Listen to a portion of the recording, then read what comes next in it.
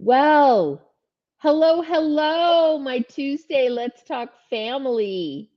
I thought it only appropriate that tonight I do our live from the place where you can see the word thankful, since, it is Thanksgiving in 2 days. So I have so much to be thankful for, one of which is William Vidiato, because you are so faithful, William. You are so faithful. You're awesome. So glad that you're here, and glad to be back from Nashville. ICVM conference was last week. Hi, Casey from SoCal. Cool. Where in SoCal, Casey? Hi, Facebook user, whoever you are. Shazia. Hi, Shazia. Um, so we were in Nashville for ICBM. It was great. Oh my gosh, it was so busy, but there were so many good things going on. Great panels.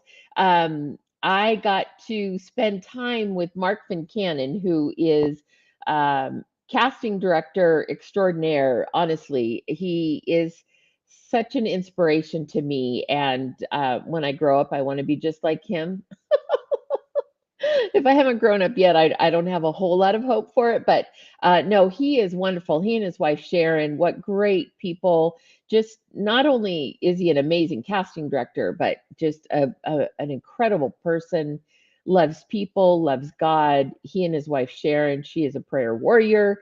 So just having that time together was really great last week with everyone. Hi, Jenny from Knoxville. Chase. Hi, Chase. Oh, thank you. I'm glad that things were helpful. Um, Tara, hi Tara, New Braunfels, Texas. I'm sure I'm not saying that right, but Texas. Hi Adam, how are you? Good to see you. Good to see your name here. Um, yeah, next year we'll be at ICVM together, right? But in the meantime, just to give you guys a little bit of heads up as you're getting your planning ready. So the next event that I know for sure that I'm going to be speaking at, and I know already that they're already planning and getting things scheduled. And I've been contacted about participating is Christian Worldview Film Festival, which will be March 11th through the 15th. And if you're not familiar with how that one works, they do a guild for like the first 3 days, and the guild is all of the workshops and classes and teachings and worship, and they screen a few things, but it's mostly about the community, the networking, the learning, teaching, growing, all that. And then the last 2 days are the actual film festival, where the majority of the screenings take place, and then the awards at the end of that. So just put that on your calendar. That will be in Albany, Georgia, and March 11th through 15th. So as you're thinking through next year, your travels, your finances, I would encourage you to join us at CW VFF, and I will be there. And as we get to know more of who else will be there, we will certainly let you know. But and then after that in May is ICFF, International Christian Film Festival, which is actually International Christian Film and Music Festival, and that takes place every year in Orlando in May. Now, I don't have those exact dates in front of me for ICFF, but Diego might be able to post those. But just putting those on your radar for next year, as again, as you're planning into the new year. And when you're thinking ahead about your finances and kind of where you're going to put your time and any travel and things you have available, those are the two on the radar coming up. So, hey, Sandra, so good to see you. You're in Orlando, so make sure that you have ICFF on your radar for sure. Facebook user, I still don't know who that is, but you're saying that we chatted at ICVM, so that's awesome. Dahlia. Hi, Dahlia. It's so good to see you here. I got to hug on Dahlia and meet her. She came up and said, I'm part of the Tuesday, Let's Talk Tuesday family. And I got to see several others as well. Gosh, I cannot tell you how fun it is to be at these events and then join up with some of our Tuesday family. I look forward to those opportunities we have that. Oh, there you go. ICFF is May 1st through 4th. I look forward to those opportunities where we can plan get togethers at some of these conferences and things. And when we do that, we'll let you know. Hi, Brooklyn and Grace Marie. Hello. And Elizabeth. So good to see you guys. I'm so glad you were here.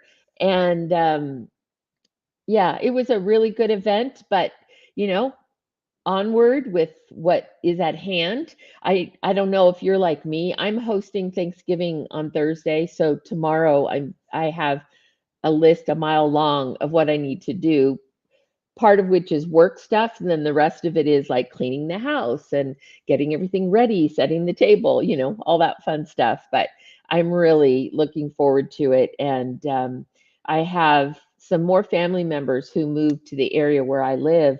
So we're going from our normal family of 4 to 9 this year, and I'm excited about that. I'm excited to just have more time with family. As I've gotten older, I value that more and more and more. I probably should have valued it more a little earlier, but I'm so grateful for it now. So, okay, I want to be able to answer any questions or talk about it. And even if you don't have a question, but you want to maybe talk about a certain topic, please feel free to ask it in the comments and I will. Hi, Carrie. Hi, Diana. It's so good to see you guys. Very fun to see you. Carrie, you keep yourself very busy, and I think that is awesome. Madison, hi, Madison. Um, what a good group. Hi, Laura Ann. So good to see you. It was fun to see you at in Nashville as well. Shalom, Diana. So yeah, if you have any questions, anything that is on your mind that you want to chat about or talk about, please feel free to ask it. Um, it's interesting. We had several screenings at ICVM. I'm going to keep chatting until I see a question come up. Unless, Diego, if you happen to have a question from previous sessions that you want to pop up, please do so. Of course, Diego is the wonderful wizard behind the scenes, making everything happen. So we did there were a couple of really great screenings of films at ICVM and had the pleasure of seeing The Shift, which comes out December 1st. So keep that on your radar. And also Unsung Hero, which that was an early viewing of that film. It doesn't come out until April 26th. But Unsung Hero is the story of the Smallbone family, more specifically, the Smallbone mama, Joel and Luke and Rebecca's mom, and their journey. And yeah, it looks like it's going to be a wonderful film. So, okay, Chase, I see you have a question. I love that. Do you think it's better for an actor to have one agent submitting nationally versus having a few agents in different regional markets? Personally, I think it's better having a few agents in regional markets, unless you know that one agent is really, really on top of everything throughout the country, because there's so much that goes on in different regions. And that was even more kind of confirmed to me doing these sessions with Mark Fincannon, because of course he's based out of Atlanta and covers the Southeast primarily. And just realizing not only is there, projects that are only listed in the Southeast often, but even some differences in, slight differences in how things are done, or kind of expectations. But I would say you'd be better off to have different agents. And one is because each of those agents should be experts in their own region. And so you have a bunch of experts working for you. Number two, if for some reason your one agent ends up kind of getting wrapped up in the middle of something for another client and is really swamped and focused in another direction for a few weeks, which can happen, not because they don't love and care about you, but just one person trying to handle it all. That means your submissions nationally are going sort of untended to. So I think you're better off having experts in each region rather than one that covers it all, because there's just too much for one person to cover it all thoroughly. I think you're better off. So yeah, that's how I would answer that. Let's see. How did the monologues go at ICVM? Oh, it was great. It was great. I think we ended up with like 21, maybe 22. And then we ended up choosing 6 to perform in the main session on Saturday at lunch. So those 6 people got to perform to a full house during our lunch session. And I had several people come up to me afterwards and tell me that it was one of their favorite sessions ever at ICVM, being able to see the actors and watch them perform. So that was exciting. People seemed to really, really love it and loved watching the actors. And of course, it was fun for the actors to have that opportunity. I would have loved, I'll tell you, I would have loved a couple more comedic monologues. We ended up with 6 dramatic monologues. One had a little bit of humor kind of worked into it, but overall was dramatic. But we didn't have a lot of comedic monologues. So I would have loved that. So think about that next time. A great comedic monologue can really stand out if you're good with comedy and know how to, the timing and delivery of comedy. That can be great. But all 6 of them were great. I love Dahlia's feedback. She says they were awesome, great actors. I think one of my favorite moments there. Yay, Dahlia. See, I just love hearing that, not only because, I'm just glad it was a wonderful time and you got something out of it, but I'm so encouraged to the response about the response to our actors putting their talents out there and showcasing that. And I think based on the feedback, it's something that they'll continue to do, which I am just thrilled about. The more chance we have to showcase you guys and the work you're doing, the better. So I will forever be an advocate for that for you guys for sure. So we'll see what happens next year. Okay, let's see. A big takeaway. Oh, so many. Go ahead, Brooklyn. So many great monologues. Would have loved to perform one too. Didn't get to sign up in time. It was really great time to learn and hear ideas. Oh, that's good. See, that's my hope that even those who aren't able to actually perform a monologue, my reasoning for making it be still a large group event, meaning the other actors are listening in, is because usually the information and the feedback that myself or in this case myself and Mark are giving the actors excuse me, who are performing is useful to all of the actors. There's notes about timing or emotional journey or enunciation. I mean, all those things are universal to all actors. So I really do think there's value, even if you aren't able to perform. There's value in participating in those sessions. So I don't know when we'll do our next one here on a Tuesday night, but we will. And then hopefully come the new year, Diego and I will start talking about the calendar for the new year and see if we're going to be able to schedule any remote events like that, monologue events or workshop combining with maybe some other artists. We've been talking about that for a while, and so we'll see what the new year brings there. So, okay, in terms of comedy, I've heard several producers directly say they're afraid of making comedy because of the uncertainty of how the church would respond. What do you think? I think that people who are really good and gifted with comedy are the ones that need to make the comedic films. Not everyone is, I think, designed to make comedic films, and it's not as easy as some might think. So, if that is something that has always been sort of an area of emphasis for you as a filmmaker or for you as an actor, then I would really focus on that, and not to the exclusion of everything else, but definitely put some time and focus into that, the comedic side of things. If you're a writer, try your hand at writing some comedic material, because not everyone can make comedic films. So those who are a little bit afraid of it, it may not be something that is right for them to make. But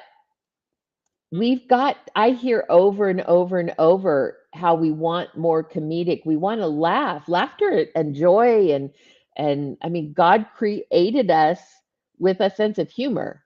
So it's of him.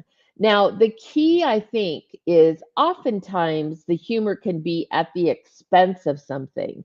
And so that's why I say it takes a very smart comedic writer and a very smart comedic director to be able to find comedy in the situation without it being at the expense of someone or something, or at the expense of the church, or at the expense of a certain like group of people, or some sort of tradition that's held very dear. But I also think you're never going to please everybody. There are always going to be people, especially with comedic films, but even dramatic films, there are going to be people who don't care for it or don't get it, and that's okay. Um, Obviously, you want to be as sort of broad in your audience as you can be, but if you try to write comedy to please absolutely every single person who would potentially be in the audience, you'll miss the mark because none of it'll work. So I think you got to just figure out what you do well, what kind of comedy you do well, be respectful of the audience, and then just make a really, really smart, good comedy with smart, talented comedic actors. So those are my thoughts. Just, a couple little thoughts. Okay. Let's see. Sherry. Hi, Sherry. Woohoo. Thank you for doing this at ICVM. Paul, Paul and Sherry both, it was such a great, great week. My gosh. Paul Sermons did so much he's the president of ICVM this year, and he and his wife, Sherry, who is also amazing, just worked so hard. So yeah, Paul's the one who was willing to do some of these things for the first time, to open it up for some of the actors to perform at the main session, which had never been done before. Paul's the one who allowed us to do the workshop monologue, and he is always coming to me and saying, hey, what do our actors want? What do our actors need? He's very mindful of you, the acting community, and wants to be very inclusive. So just know that Paul is a great advocate. Paul's a wonderful producer as well, and Sherry. And just know that he loves you guys. He loves the acting community, and he is definitely thinking of you and wanting to build more opportunities. So I'm excited for that. And we hope to do a deep dive program for several days in person at Trilith. Yep, in the spring. Either you and Mark too. Yeah. It would be amazing. I've kind of heard a little bit about, well, of course, Trilith Studios, which they're building out in Atlanta, is incredible from all the things I'm hearing, but excited to hopefully do some sessions and some teachings and workshops out there in the spring. Hopefully that will in fact work out. So we'll let you know, of course, here. Um, from your experience, how many hours are you able to go through live monologues before burning out? Actually, you know what? I don't burn out. I love it. I really don't. And I probably, everyone else would probably burn out before I do because I just, it's so fun and I absolutely love working with the actors. And maybe because in my day-to-day work, I don't get as much interaction with the actors. You know, I'm seeing your work and I'm seeing your auditions, but like in a callback session, I'm not the one getting to give you direction. Typically, it's the director or producers. So I just love working directly with you guys as the actors. So yeah, I don't know. I haven't hit my limit yet. So I'll tell you when I hit it. Then I'll look over at you, Diego, and I'll say, yeah, that's my max. But I haven't hit it yet so far. So we'll see. We'll see. To be determined. Um, Chase, I thought it was so special that at ICBM we started a session where Beverly just started having people, oh, bring prayer requests and having us pray. Um, it that was see, and that was thank you to Paul Sermons again.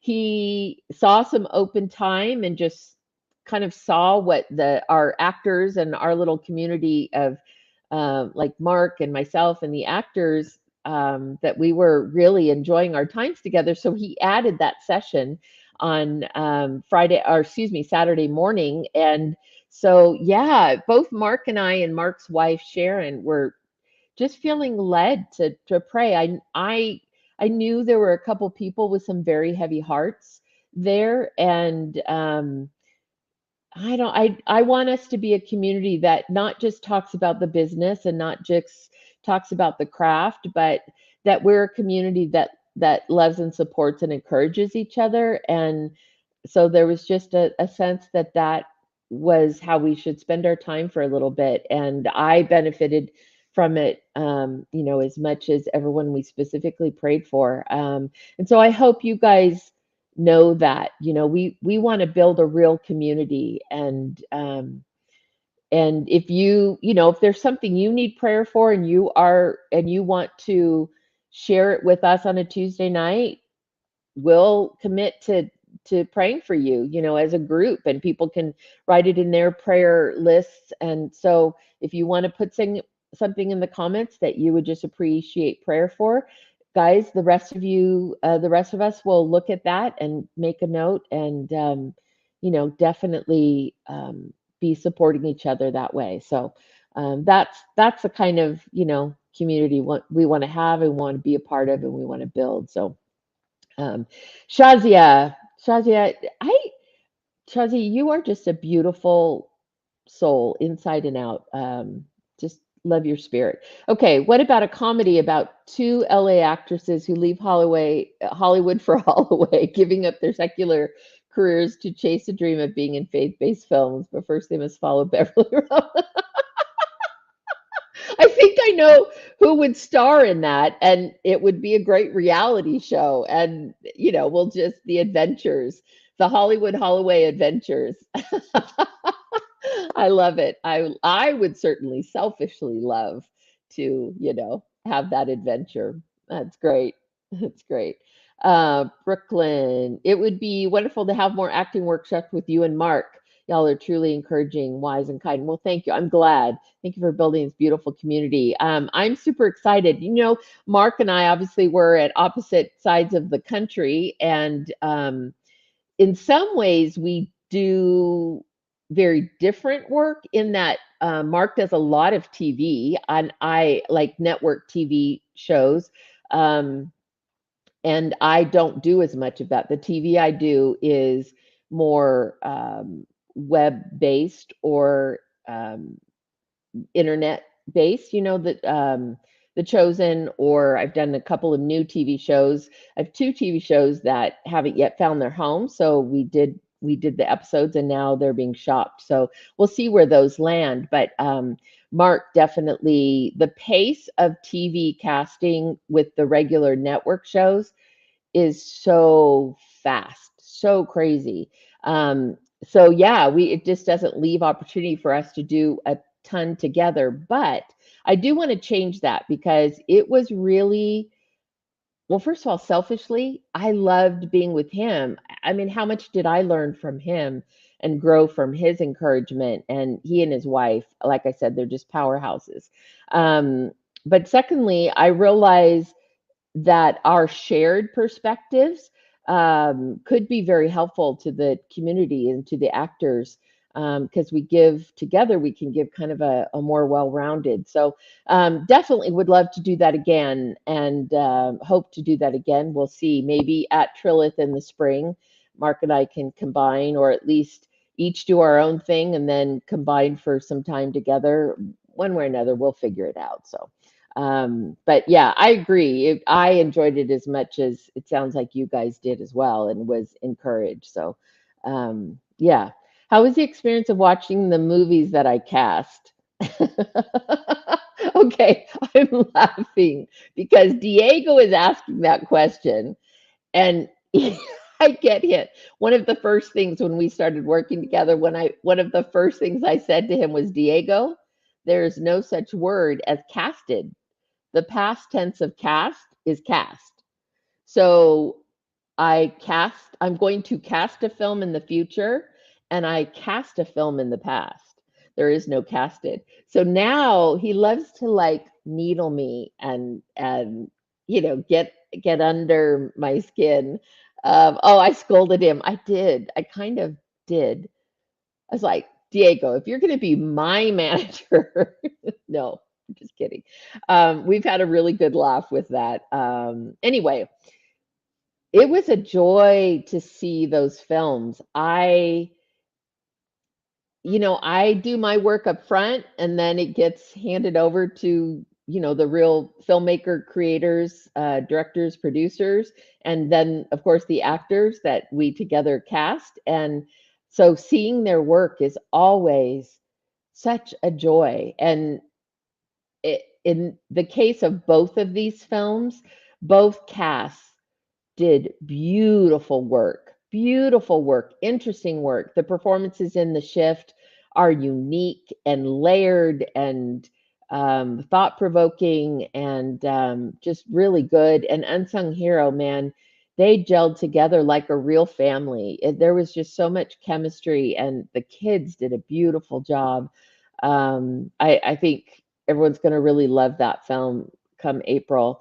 And then again, don't forget The Shift comes out December 1st, so it's coming up soon. Um, so yeah, The Shift, sci-fi, all you sci-fi fans, this one is for you. And Neil McDonough, whoo, powerhouse performance. So yeah, so it was great. That was a joy. That was a joy. Okay, Tara. Would you recommend me as a writer and producer to attend one of these conventions you speak of to network as well and get to know the actors? Absolutely, Tara. We did, ICVM does something they call, it's kind of like a big old musical chairs, but it's like um, speed networking, like speed dating, but speed networking. And there's a room full of circles of, I think, 8 people, 8 or 9 people in a circle. And then I think we had like 16 circles of 9 people each. And you start out in a circle, and everyone has 90 seconds to talk about themselves and what they do and who they are. And then after those 15 minutes are up, you get up and you rotate, you go to another circle with a whole nother group of people. And so you end up meeting, uh, in fact, that we had over 100 people. So you end up meeting all these people in that span of that window of time. And I mentioned that because I was a not leader, I mean, leader, only in that I stayed place and I stayed in place in my circle while everyone else changed around me. So in several of the circles one of them, there was 4 writers out of the 9, 4 of them were screenwriters. In every circle, there was at least one other screenwriter.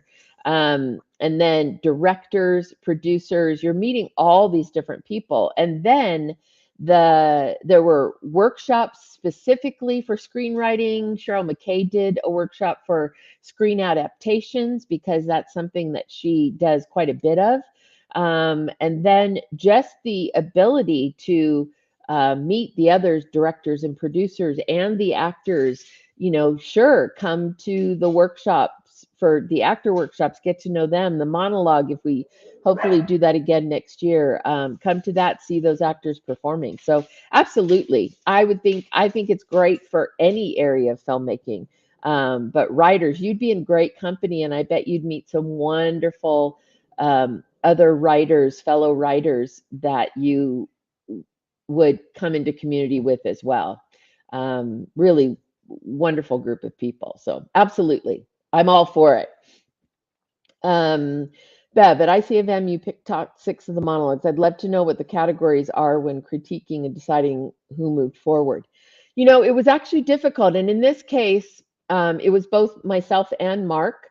And so we had a couple that were kind of on my top, a couple that were on his top, a couple that we were both our tops. So in that case, that's how obviously we went with the ones that we both had at the top of our list. That's where we started, and then we looked at the others. But when putting an actor to highlight them on a platform like that, it's a big room and there's a lot of people, and so we want to make sure it's someone who won't be crushed by that pressure, and we want to set them up to succeed. So there is a level of confidence that you have to have, and it's not about a level of experience, because in our 6 we had kind of a wide range of people's experience. We had people who are series regular on TV shows, and then we had a person who just moved to LA and is just getting herself going. And so it wasn't so much about like technically how long they've done it or they're the most experienced, but the material had something to do with it. We wanted to make sure that we had different kinds of material that was being performed, because in this case, for the audience, that matters too. The content matters. That's why I say it would have been great to have a comedic monologue in the middle of those to kind of break up the dramatic.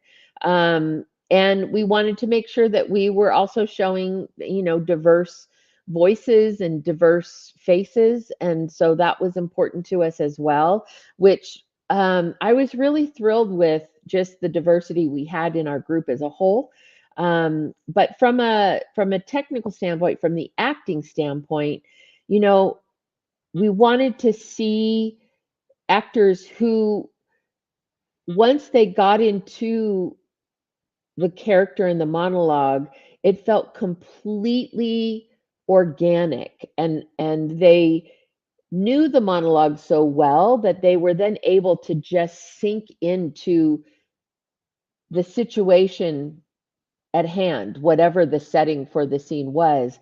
And you felt as if they themselves, the actor, disappeared and this character came forward, and you just were on a little journey with them for, a couple of minutes, seeing an eye into their world. So it's really about those honest, grounded performances, where they're able to just really inhabit the character and be present in the moment that they're creating, fully present. And yeah, so it's all of those elements, Jenny, were the monologues from film, plays, or original?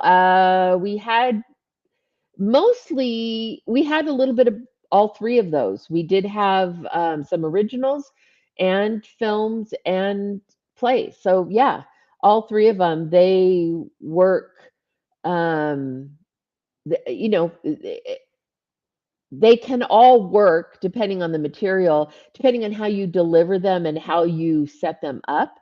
We did kind of establish that these would be monologues for more of a TV film intimate setting as opposed to a stage performance where you are concerned about projecting to, the farthest row and making sure that your physicality is seen to the back row. We did specifically say we wanted to focus on more of a film TV intimate conversation kind of a portrayal. And when I say intimate conversation, that doesn't mean dramatic. It just means intimate as in it's you in whatever the setting is of the scene, not you and an auditorium full of audience members that you have to project to or perform to, but that it's just you, your character in whatever the setting is for the scene. So, yeah. Ivy Jones, Charlotte local. There you go. I have to Diego. Come on, somebody. That's my Diego impression. Diego's wife Jazz was there with him in Nashville this time around, and it was her birthday over the ICBM conference. So that was really fun. That was the first time I got to meet his wife in person. We, said hello on the phone and talked, but it's the first time I got to meet his beautiful wife Jazz. Okay, Brooklyn.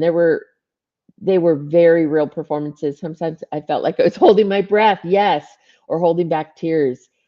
I agree that, and that really is, it's when someone's performing and they are so in it that it's like you lean forward. You want to hear what they're saying. You are absolutely listening to each word and relating to their experience. And again, comedy can do that too. I know these things tend to sound like I'm describing dramatic material, but comedy can do that too. And scenes where you're mixing drama and dramedy, um, are really effective as well. So I don't want to shy any of you away from pursuing comedy and developing a challenge yourself. If you have a dramatic monologue that you already have worked on and that challenge yourself to find a comedic monologue and try it. Just try something different. Chase, as an actor who participated in the monologues, I really benefit from watching the other ones. That's great, Chase. Not only do I appreciate you saying that because that just goes to the kind of actor you are, which is it's not all about you. And you can watch somebody else and glean from them and take from them. It doesn't always have to be you in the spotlight. So Chase, I commend you for having that kind of spirit and being that kind of of an actor, because I think that is only going to serve you well and benefit you well. But I agree, because you're watching each person. Every person is unique. They could have all done the same exact scene and we still would have had 20 absolutely unique monologues, for sure. So it's just because it's what you bring to it. So, hi, Grace. Everyone did such a great job on their monologues. You and Mark have an art of pulling the best out. Oh, that's very kind of you. Maybe that's where the 30 years for me and 40 years for him comes from, right? Grace, it was so good to see you. Grace did a monologue as well. Grace, Chase, like you guys are so talented and you're doing so many really good things. So I just want to encourage you, just keep doing what you're doing because you're on the right track for sure. Um, yeah, let's play with it. See, I love the idea of play. And you being willing, we've talked about this before, your willingness as an actor to go ahead and play and to be thrown kind of something new, and it doesn't freak you out, it doesn't scare you. It doesn't mean it can't, it might make you nervous. Um, but you're up for the challenge. And that's why we talk about it being so important for you to know the material inside and out so that you can then forget the material, right? You learn it, then you let it go, and then you just live it. And um, being able to be in that place allows us to throw something new at you or give you a new direction or just play with it a little. And you're able to do that because it's not just in your head anymore. It's in your heart, it's in your being. And you can approach those notes and those changes from a place of depth and a place of understanding based on who the character is that you've created it, that you've created and that you've come to inhabit. So yeah. Um, Diego, I also love when you and Mark ask what emotion you're trying to convey. You know, and you guys have heard me say this before, and I will say it again, and probably again and again. But um, there are times when I ask that question. Usually, I say three, only because a journey of two isn't really an arc, right? An arc is typically kind of a three: start, go, land. So that's why I typically ask, okay, what are your three emotions? Um, but there's nothing magic about the number three. You just have to have some sort of journey, some sort of emotional journey in your piece. Even in 90 seconds, you have to take us on a journey. We have to go somewhere. We need to go somewhere different. We need to be somewhere slightly different at the end than we were at the beginning, or else that scene was wasted, right? It always has to, every scene in a movie, in a TV show, in a play has to serve the full story in some way. It has to move us somewhere, or or it's just words. There's no point. So yeah, I we talk about emotions, and any of you who've been in one of my monologue workshops and I say, what are your three emotions? What are your three emotional beats? And someone will describe what's happening in the scene. And I say, wait. Those aren't emotions. That's not an emotion. What is the emotion? And someone will say, oh, pain. Well, pain isn't an emotion. Pain can cause a myriad of different emotions, right? If you are in pain, it can make you sad, it can make you angry, it can make you hopeless.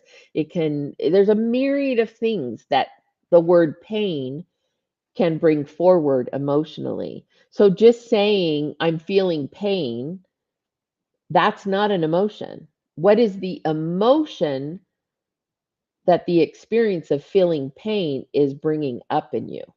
If that makes sense. That's where you start to get to the deeper layers. That's where you start to create these nuanced characters that have depth and have a life that is multidimensional and that we as humans are interested in and can relate to.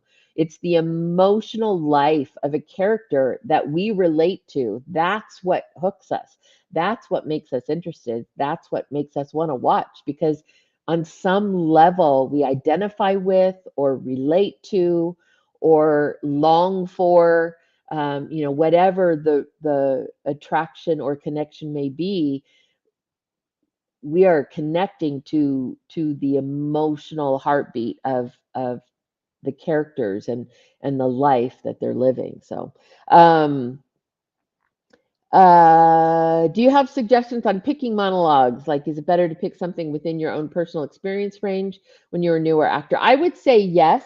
When you're a newer actor, I would choose material that is a little closer to your sort of main type, um, just and really take that monologue as far as you can take it, meaning with regards to creating the depth and the layers. Um, and then after you've done that and experienced that, then begin to branch out to character types that will stretch you in a different way. But when you're starting out, I would tell you to choose characters and choose material that isn't too far out of your sort of comfort zone.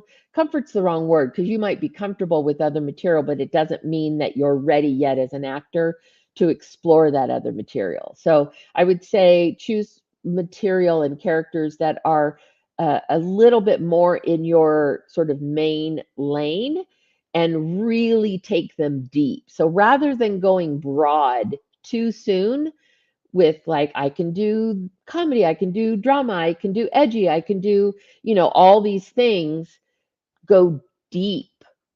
And those are going to start to build the habits as an actor. Those are going to start to build, you're going to start to feel the difference between really exploring and understanding and inhabiting and creating a character versus sort of the top level, couple of sort of more obvious levels of a bunch of different characters. So I'd say, yes, choose things little more in your main lane, go really deep, build those good habits, learn what that feels like, and then start to branch out. So, okay, my dear Diego told me we are running out of time. So, just want to again let you know I love you guys. It was so great to see so many of you, and I look forward to continuing to grow and build that and have more opportunities for us to meet in person. So we'll see what the new year holds. And again, in the future, anytime if you guys, if there are prayer requests that you have, don't be afraid to share them. And of course, we as a community need to be respectful of that. And but we do want to be a group that prays and supports each other, prays for and supports each other. So, you guys, I'm thankful for you. Thankful, yeah, thankful for Thanksgiving. Thankful. I'm so thankful for you. I'm thankful for our time together. I'm thankful for your skills, your talents, your hearts. I'm thankful for the work that you're doing and the way that you're seeking to return your talents and your gifts back to God's glory. So I wish you all an amazing Thanksgiving, and I hope you um, eat until you're full and then have a great nap afterwards.